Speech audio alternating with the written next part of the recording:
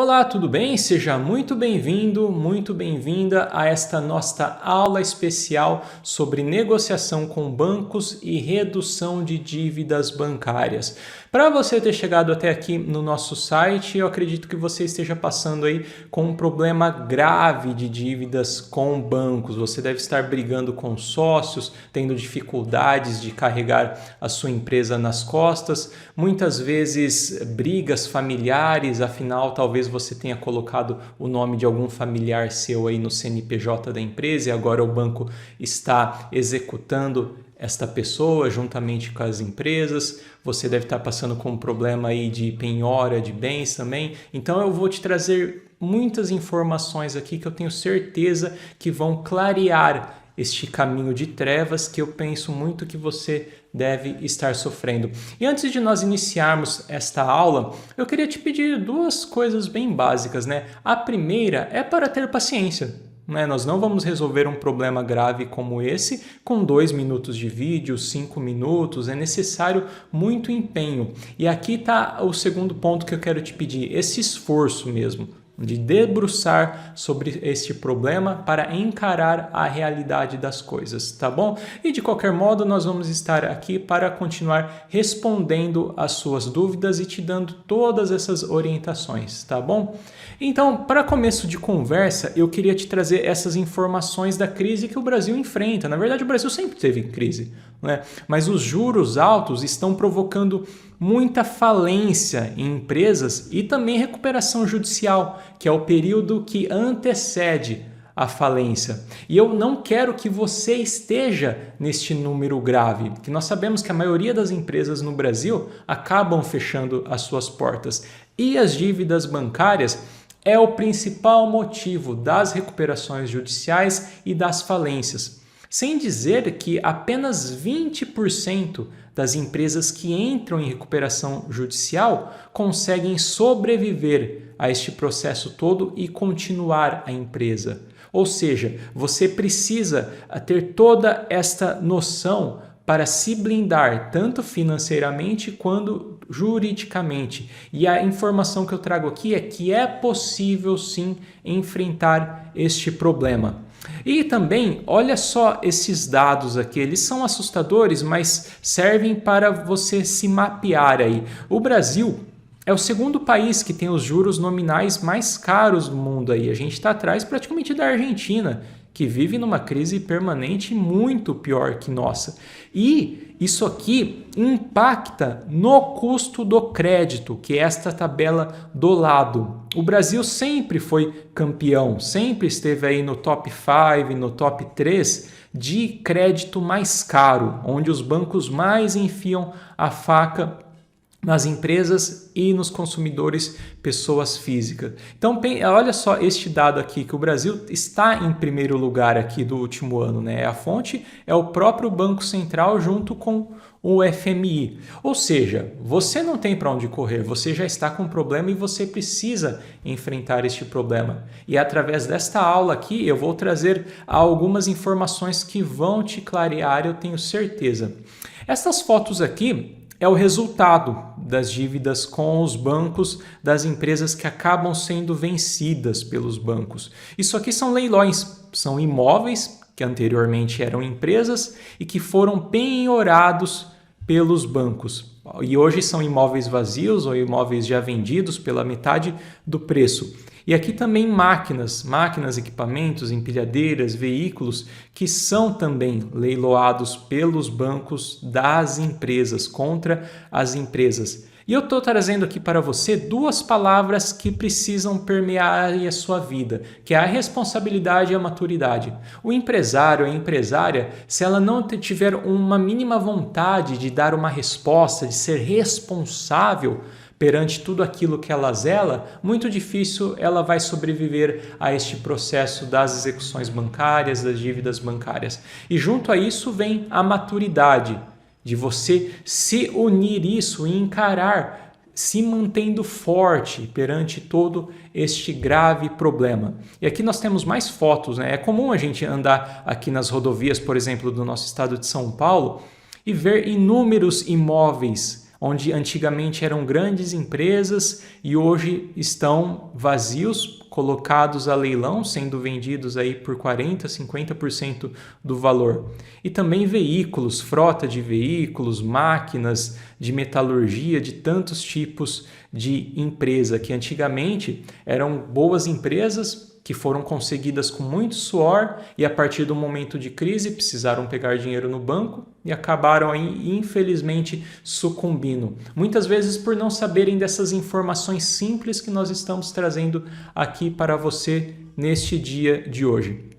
E eu coloquei a foto desse senhorzinho aí, que ele é um psicoterapeuta, né? Você pode até estar se perguntando, nossa, mas por que colocar a foto dele aí? O que ele tem a ver com a dívida da minha empresa?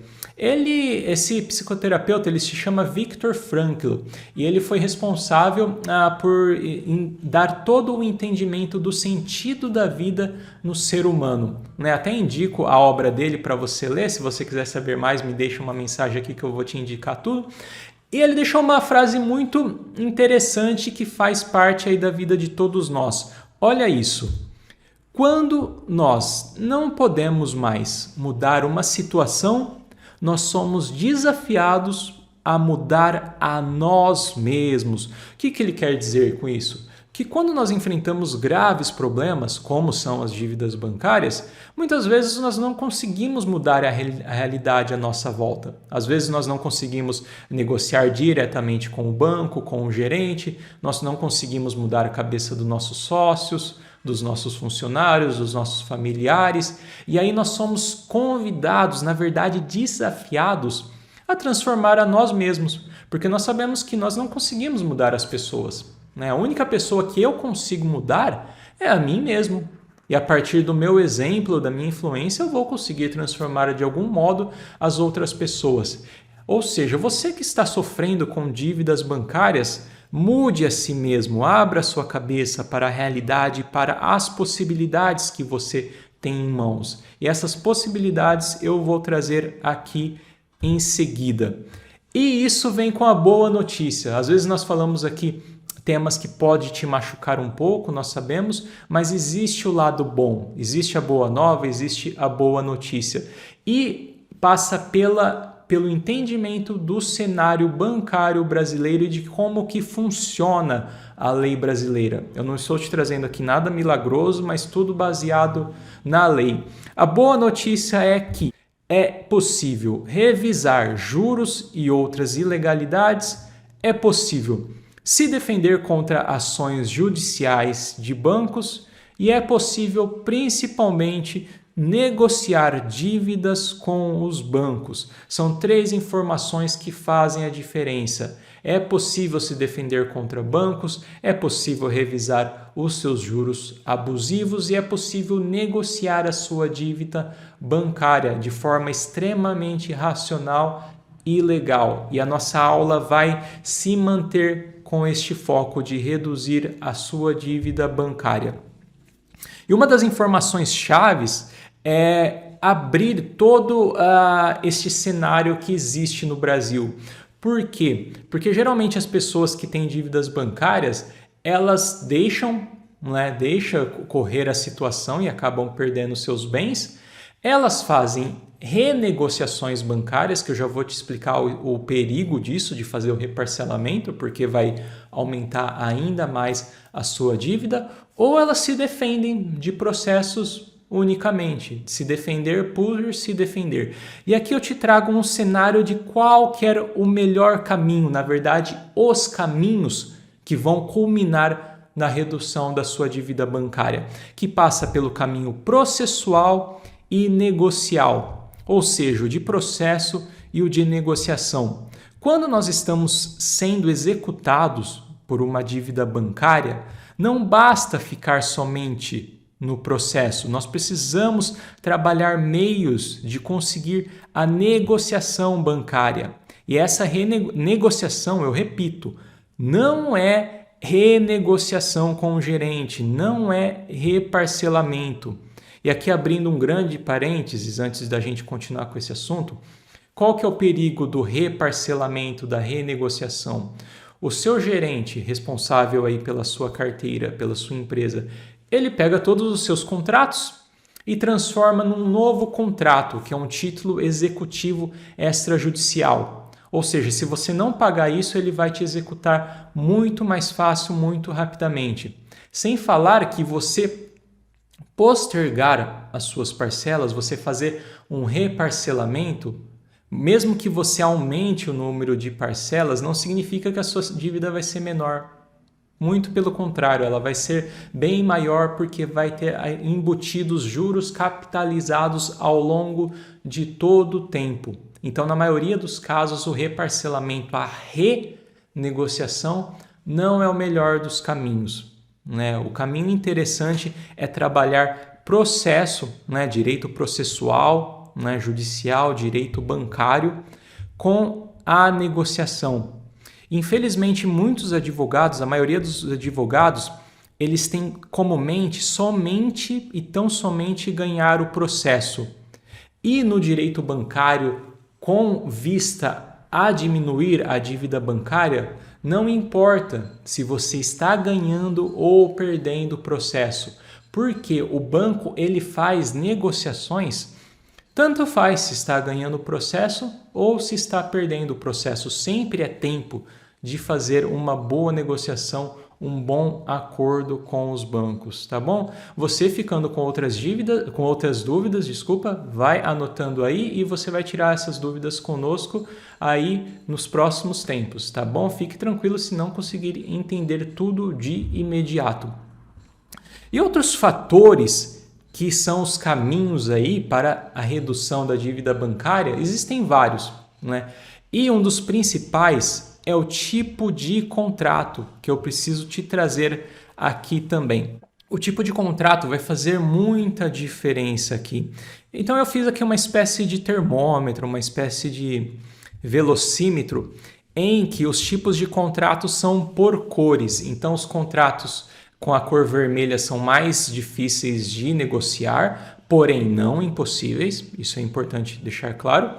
Os amarelos são em termos aí intermediários e os da cor verde são de negociação muito mais fácil, muito mais vantajosa. E eu vou te dar aqui alguns exemplos só para ficar mais clara toda essa explicação. Quais são aqui exemplos de contratos bancários da cor vermelha? Por exemplo, um empréstimo, um capital de giro com uma garantia mais valiosa que a dívida. O que isso significa? Se você deu um bem em garantia e que este bem ele é mais caro que a própria dívida, o banco ele já vai estar alienado com este bem. Por exemplo, você deu aí um galpão da sua empresa que vale 100 mil reais, por exemplo, ou um veículo, uma máquina, que seja, e você tem uma dívida de 50, de 60 mil reais com o banco. Concorda que o banco está em situação de significativa vantagem, porque o bem que ele tem em mãos é maior do que a dívida. Entende isso? Então este contrato é tido como sinal vermelho. Existem outros exemplos, por exemplo, o empréstimo consignado, porque ele é descontado em folha também, ele é vantajoso para o banco. Quando tem uma busca e apreensão de máquina ou de veículo em que já ocorreu a apreensão do bem, né? O banco ele já tem o bem apreendido, então ele vai se fechar mais, ele vai dificultar uma negociação. E vamos para os contratos de cor amarela. Por exemplo, de novo, um empréstimo, um capital de giro com uma garantia que seja mais barata que a dívida. Aí se inverte, né? Então você tem uma dívida de 100 mil, por exemplo, e você deu um bem lá em garantia de 50 mil, de 60 mil. Ou seja, o banco já está com uma desvantagem perante esse seu caso, tá? E aí também, novamente, financiamento de máquina, de veículo em que não ocorreu a apreensão ou que o banco ainda não conseguiu fazer a apreensão desse veículo. Veja que são situações já distintas lá dos contratos em vermelho. Ou um contrato com poucas parcelas pagas. Isso aqui é muito importante, que muitos clientes tiram esta dúvida conosco. Por exemplo, se você assinou o contrato com o banco no mês de janeiro, aí em março, em abril, já seguintes, vai ser difícil você conseguir uma negociação boa, um acordo bom com o banco, porque se passou muito pouco tempo, né? Muito pouco tempo de dívida. Então o banco ainda está um pouco mais fechado. E agora vamos para os contratos melhores de ter boas negociações, bons acordos aqui. Eu elenquei algumas situações para você. O capital de giro ou empréstimo sem bens dados em garantia. Você pegou o dinheiro, você pegou capital de giro do banco e acabou não dando uma garantia. Se você não pagar esse contrato, se você se constituir em inadimplência, o banco vai ter mais dificuldade em cobrar de você isso, porque ele não tem nenhuma garantia na mão. Mas isso não significa, em todos os casos, em todos os tipos de contrato, que não pode ter penhora futura, porque existem bens que são passíveis de execução aí. Por exemplo, se você tem um carro, mas esse carro não foi dado em garantia, né? Seja o caso que for, lá no futuro, lá na frente, esse bem pode ser dado como recuperação do crédito, tá bom? É só eu fazer essa ponderação importante aí para o seu caso. Só que se você não deu em garantia, a execução imediata deste bem vai ser mais difícil, não é? Ou seja, o banco se criou uma barreira aí para ele recuperar o seu crédito, tá bom? E outras situações também, contratos com mais parcelas pagas. Ou seja, se você pagou muitas parcelas e lá no final você ficou inadimplente, o banco vai ter uma abertura maior de negociar esse valor, tá bom?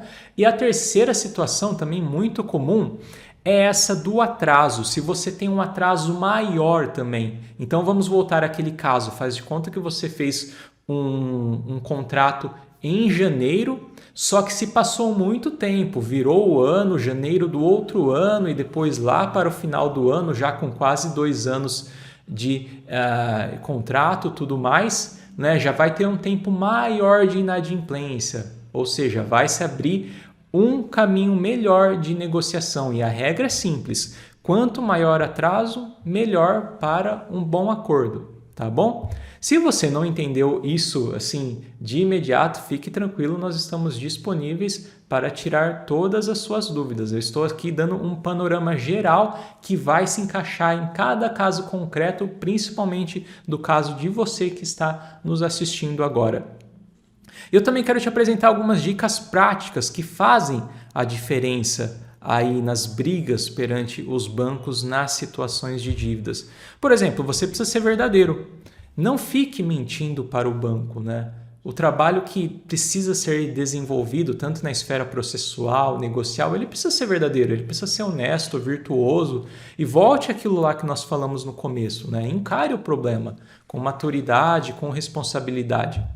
Em segundo, se planeje. É necessário ter o planejamento financeiro. Parece muito clichê isso que nós estamos falando, mas não adianta a empresa estar blindada juridicamente e estar com seu financeiro 100% desorganizado. Isso não adianta, até porque você vai precisar se reerguer, você vai precisar juntar dinheiro, recursos para quitar essa dívida ou parcelar, né, que seja. Em terceiro, você precisa se manter forte, novamente, né, principalmente às pressões do banco. E eu digo isso porque nós vemos diariamente muitos casos assim, porque depois que você constituiu em dívida, existe todo um caminho por parte do banco. O banco começa enviando SMS, depois ele passa para uma agência de cobrança ou para um outro escritório jurídico que vai ficar te fazendo a cobrança, te telefonando todo dia, mandando e-mail. Vai ter dia que o seu gerente vai te ligar e o banco aqui, no caso da agência, é muito importante essa informação para você se manter forte quanto às pressões do agente, porque o intuito dele é fazer novos parcelamentos, novos contratos. E eu vou te explicar aqui por quê. Para o funcionário de um banco, quando ele tem uma pessoa ou uma empresa que começou a ficar inadimplente, para ele é ruim, afeta o programa de metas dele. Agora, se o funcionário do banco pega aquela inadimplência, a sua inadimplência aí, e transforma num novo contrato, aí ele ganha meta. Aí sai aquela inadimplência e ele criou uma nova dívida, ele vendeu um novo serviço, ele te vendeu um novo contrato. Então, assim, eu peço realmente do fundo do coração que se mantenha forte perante a essas pressões dos bancos, porque para você, para ele, você, a sua empresa, é somente número e ponto final.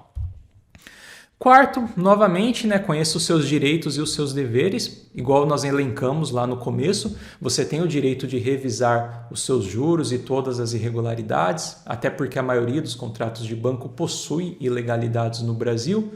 Você pode negociar as suas dívidas, dever não é pecado, dever não é crime e existe solução. É muito essencial que você conheça os seus direitos e os seus deveres. E nós estamos aqui até, inclusive, para te dar a melhor orientação possível.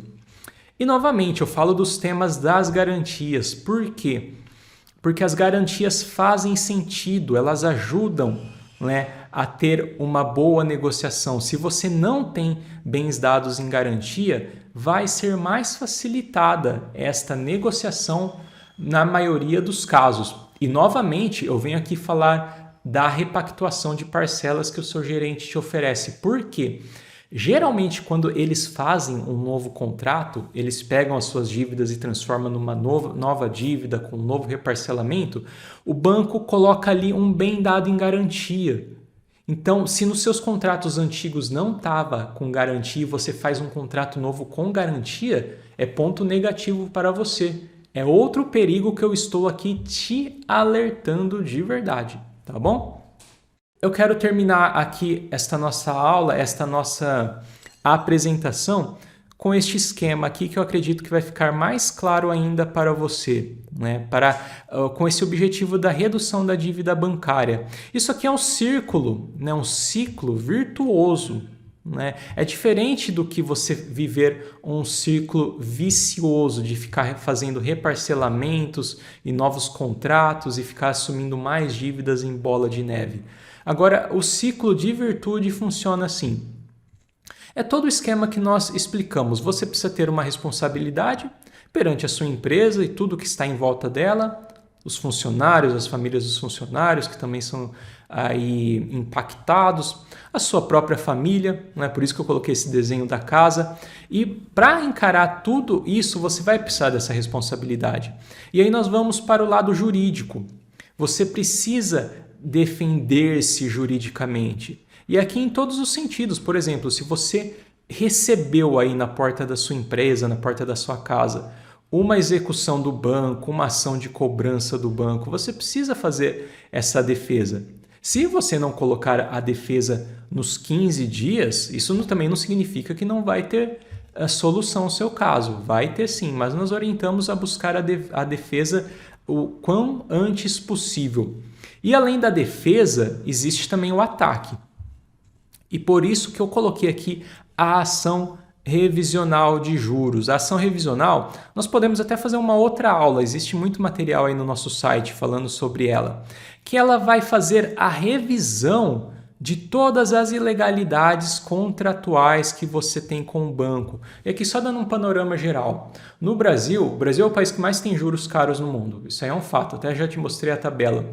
E a grande maioria, a esmagadora maioria dos contratos de banco possuem ilegalidades, principalmente no quesito de juros abusivos. E não só isso, também cobrança de encargos de mora indevidos, tarifas que são irregulares também, tarifa de abertura de conta e tantas outras tarifas, tarifa de avaliação de bem, seguros que são vendidos como venda casada, que também são indevidos, títulos de capitalização, existe uma série de elementos. E nós fazendo esta revisão contratual, o juiz vai pedir para o banco consertar, vai obrigar o banco a consertar o seu contrato. Aí o que vai acontecer? As suas parcelas vão diminuir. Suas parcelas diminuindo, a sua dívida vai ser diminuída também. E quando nós colocamos uma ação revisional, nada impede que haja a negociação, que haja um acordo com o banco. Pelo contrário, até costuma incentivar o banco a fazer bons acordos na maioria dos casos. O quarto ponto desse ciclo virtuoso É a estruturação mesmo que nós falamos aqui, você estar estruturado nos seus aspectos jurídicos e financeiros. Não adianta nós estarmos com o nosso financeiro bagunçado e estarmos defendendo juridicamente. Você precisa caminhar com esses 2 pés de sustentação, tá bom? E o resultado de tudo isso vai ser reduzir a dívida com o banco, reduzir o passivo bancário.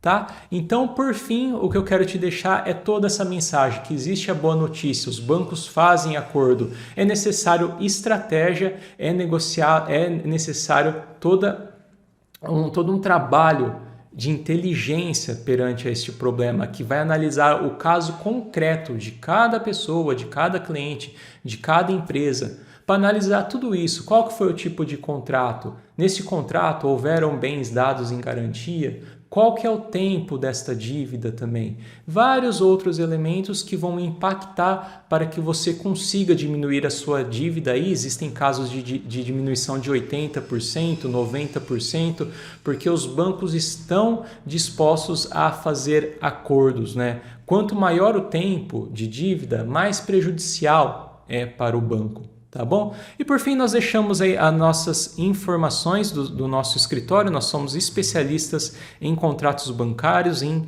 dívidas bancárias e redução de passivo bancário. Você já deve estar nos assistindo aí através do nosso site, onde tem mais informações. Nós deixamos também aqui nossas redes sociais, o nosso telefone, nosso WhatsApp de contato e também o nosso e-mail, que você pode relatar todo o seu caso aí para que nós possamos te atender e te ajudar da melhor maneira possível.